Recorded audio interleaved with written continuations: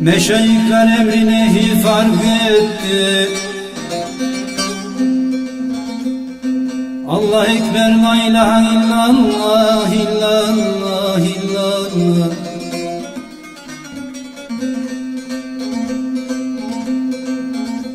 Muhammed miraca bununla gitti.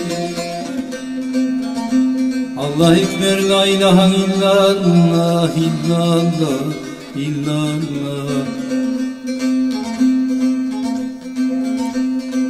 Muhammed miracın 7 katındaydı.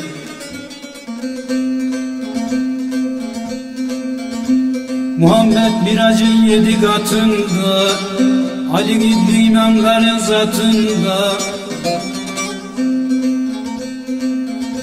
İsmin azam budur hakkın katında. Allah ekber, la ilahe illallah, illallah, illallah.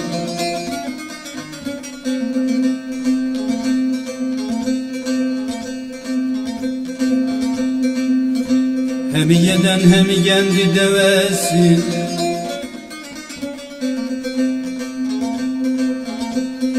hem yeden hem kendi devesin. Cenazeden gelir Ali'nin sesi.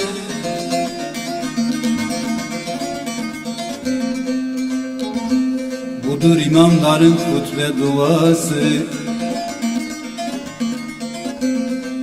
Allah ekber, la ilahe illallah, illallah.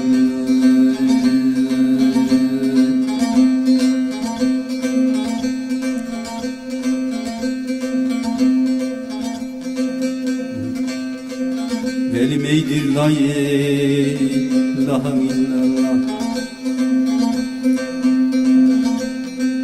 Velimeydir la ilahe illallah.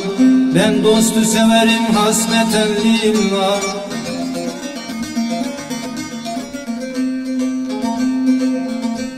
İkrarım pirimdir amentü billah. Allah ekber, la ilahe illallah, illallah.